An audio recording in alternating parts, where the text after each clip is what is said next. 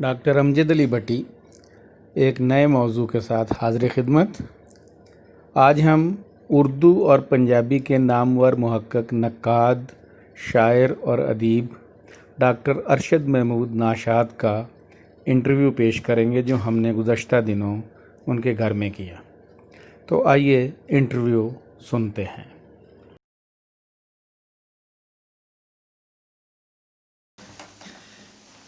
जी doctor साहब, आपसे बात पंजाबी के हवाले से हो रही है और पंजाबी का ज़ौक़ व शौक़। तो आप समझ रहे हैं कि इस वक्त यूनिवर्सिटीज़ लेवल पे जो काम हो रहा है उससे आप मुझे गैर मुतमईन नज़र आए। अब आप जो पंजाबी के अदारे हैं इस वक्त, पंजाबी अदबी बोर्ड है, पिलाक है, या जो मुख्तलफ़ और भी अदारे हैं या डिपार्टमेंट्स हैं पंजाबी के, क्या आप समझते हैं कि ये लोग अपना जो इनको ऑथराइज्ड काम है इनका वो कर रहे हैं? और इसकी अगर नहीं कर रहे, अगर तो कर रहे हैं तो बहुत अच्छी बात है, अगर नहीं कर रहे तो इसकी वजूहात क्या हैं और इसको कैसे, इन वजूहात को, हर्डल्स को कैसे दूर किया जा सकता है? देखिए, मैं बिल्कुल मायूस बिल्कुल नहीं हूँ, इसलिए कि जो ज़बान आगे बढ़ रही हो उससे मायूस नहीं होना चाहिए, उम्मीद का दामन थामे रहना चाहिए। बहुत अच्छे नौजवान भी सामने आते हैं और अच्छा काम कर रहे हैं। कई पुराने हमारे लिखने वाले भी बहुत मेहनत से काम करते हैं, लेकिन एक मजमूई फ़िज़ा की जब आप बात करेंगे ना तो वो कोई खुशकुन नहीं है। मायूस तो उसको उस वक्त भी मैं नहीं हूँ, लेकिन खुशकुन होना एक अलग इशू है ना, कि आप ज़बान पर इतनी फ़ालियत के साथ लोग काम कर रहे होंगे। जहाँ आपने बात की इदारों की या मुख्तलिफ जो हमारी यूनिवर्सिटीज़ हैं, शोबे हैं, उनमें हर आदमी ज़ाहिर है अपने तौर पर कोई ना कोई काम कर रहा है, लेकिन उनकी एक तो ये कि वहाँ पर कोई बाकायदा फंडिंग नहीं है। अब जैसे पाकिस्तान पंजाबी अदबी बोर्ड, मैं उसका मेंबर हूँ, मैं जानता हूँ कि उनके पास कोई अखराजात करने के लिए कोई सरमाया नहीं है, कोई वसाइल नहीं है, उन्हें कोई यानी गवर्नमेंट की सरपरस्ती उस तरह से हासिल नहीं है। यानी उन लोगों की अगर आप तनख्वाहें सुने तो आप परेशान हो जाएं कि भाई इस दौर में इतने कम पैसों पर उसके मतलब वो जो कारिंदे हैं उनको वो अदा किया जा रहा है। पिलाक ज़रा निस्बतन बेहतर है कि वहाँ थोड़े वसाइल हैं, लेकिन ये कि जो लोग उससे जुड़े हुए हैं सारे उनकी अपनी तरजीहात हैं। मैं ये समझता हूँ कि हमें ज़बान की तरजीहात को या अदब की तरजीहात को पहले पेश नज़र रखना चाहिए, कि ताकि हम उस पर, जैसे उन्होंने अभी डिक्शनरी का एक काम कराया तो बहुत उम्दा काम है, ज़ाहिर है उसमें कमी भी रह गई होगी, उसमें कुछ आइंदा इजाफे भी हो सकते हैं, लेकिन एक काम हुआ और सारे लोग मुतवज्जे हुए कि एक इदारे ने काम किया। इसी तरह मैं ये कहता हूँ कि और भी बहुत सारे मंसूबों पर उन्हें गौर व फिक्र करना चाहिए, और खालिश शायरी छापना या अफसाने छापना इनकी अपनी ज़रूरत है, लेकिन उससे कत नज़र ज़बान की जो तक़वियत के लिए बायस हो सकती हैं चीज़ें, उन पर ज़्यादा फोकस करने की ज़रूरत है। अब देखें ना, जदीद लिसानियात पर एक वो डॉक्टर शहबाज मलिक की किताब ये यहाँ आई है, या इक्का दुक्का और जमील अहमद पाल ने कुछ कोशिश की है, कुछ मोहम्मद आसिफ खां के मज़ामीन है, फुटकल इस तरह से। यानी लिसानियात पर, सौतियात पर, पंजाबी सौतियात पर एक अलग से काम होना चाहिए, पंजाबी के सर्फ व नाव पर अलग से काम होने चाहिए, पंजाबी में प्रैग्मेटिक्स पर काम होना चाहिए, तराजम पर काम होने चाहिए। बहुत सारे हमारे ऐसे मास्टर पीसेज हैं जिनको ढंग के साथ दुनिया के सामने हमने पेश नहीं किया। यानी हमें ये मालूम नहीं है कि हमारा कौन सा वर्षा ऐसा है जो हमारे लिए शनाख्त का बायस बन सकता। तो ये जो इदारे पिलाक हैं या पाकिस्तान पंजाबी अदबी बोर्ड है या और हमारे जो असातिज़ा जहाँ जहाँ काम कर रहे हैं, उन्हें फोकस करना चाहिए कि एक जिंदा ज़बान की ज़रूरतें क्या हैं। जब जिंदा ज़बान की ज़रूरतें उनके सामने आएंगी तो फिर वो देखेंगे कि आप देखें ना, हम मुख्तलिफ़ तरह के थीसार्स नहीं बना सकते पंजाबी, क्यों नहीं बन सकते? हमारे यहाँ कोई अच्छा मतलब थीसार्स तो ज़ाहिर है एक मजमून भी किसी ने नहीं लिखा।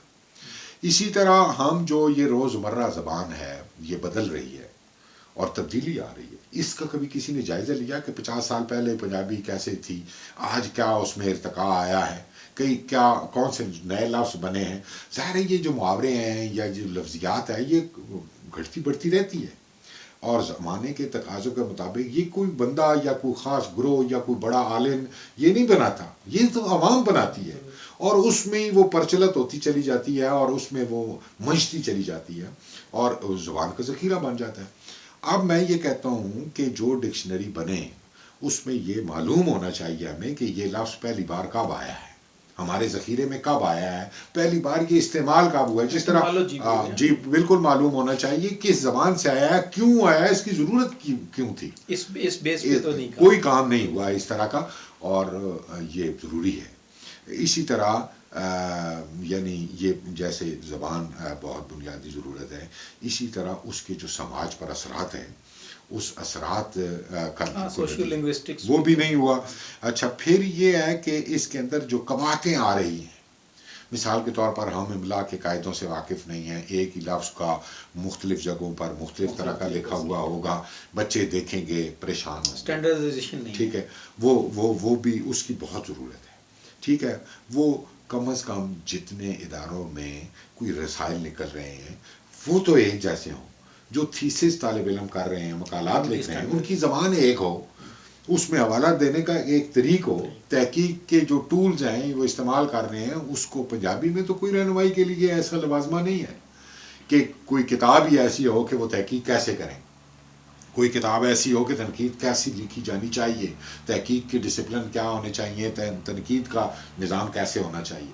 تو یعنی یہ اساتذہ کے کرنے یہ کے جو کام ہم ہیں. ڈاکٹر صاحب پھر ہم بات کرتے ہیں جو کہ 20,000 30,000 پنجابی جو ایم اے پنجابی ہے وہ بے روزگار ہیں، تو یہ کیا ہم صرف نعرے لگاتے ہیں؟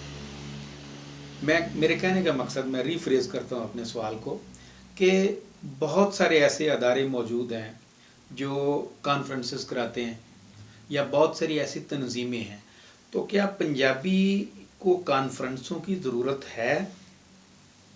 مارکیٹنگ تو ٹھیک ہے، ابلاغ ضروری ہے کہ بتایا جائے اپنی زبان کے حوالے سے. جو حکومتوں میں رہتے ہوئے بھی لوگ کانفرنس کرا لیتے ہیں لیکن فنڈنگ نہیں کرتے، تو آپ کانفرنسوں کی اہمیت پنجابی زبان کے فروغ کے حوالے سے آپ کیا سمجھتے ہیں کہ اس میں کیا ہونا چاہیے؟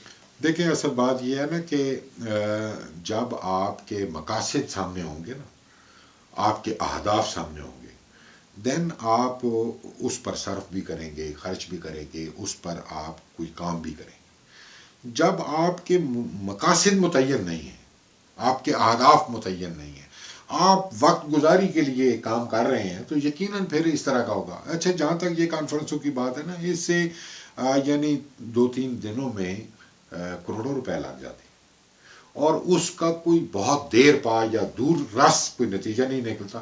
اچھا آپ مختلف مضامین دیے ہوتے ہیں، مختلف لوگوں کو مقالات پڑھنے ہیں، مقالات کا میچ آپ نے ملخص پیش کرنا ہے 5-7 منٹ میں، وہ کیا ملخص پیش کر سکتا ہے؟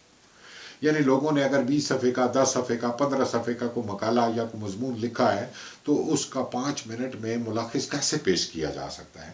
اور اگر کیا جاتا ہے تو وہ ہمارے ہاں ملخص بنانے کا طریقہ نہیں پتا لوگوں کو، وہ جب وہ غیر ضروری بات آ جائے گی. اچھا پھر یہ کہ وہ مقالات کانفرنس کبھی چھپے نہیں، بہت کم. یا تو یہ کہ وہ چھپیں تو طالب علموں کی وہ آئیں، لوگوں کے پاس آئیں، ایسا نہیں ہوتا. میں یہ کہتا ہوں کہ آپ دیکھیں کتنے چینل آ چکے ہیں.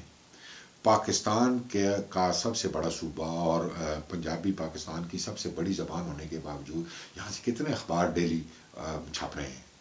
افسوسناک صورتحال ہے کہ یعنی کوئی وہ بھی جو ہمارے اکا دکا کوئی پال صاحب چاہتے ہیں یا اکا دکا آدمی اپنے جوش جذبے کے ساتھ وہ اگر چھاپتا ہے تو پلے سے وہ پیسے خرچ کرتے ہیں، نہ ان کو اشتہار آتے ہیں. کیا یہ بدنصیبی نہیں ہے ہمارے اتنے بڑے صوبے کی، اور اتنے یہ لاکھوں لوگ جو اس کو بولتے ہیں اس زبان کو، کہ ان کو اتنا وہ نہیں ہے کہ اتنے بڑے علاقے سے پنجابی کے کم از کم 50-100 اخبار تو نکلنے چاہیے نا.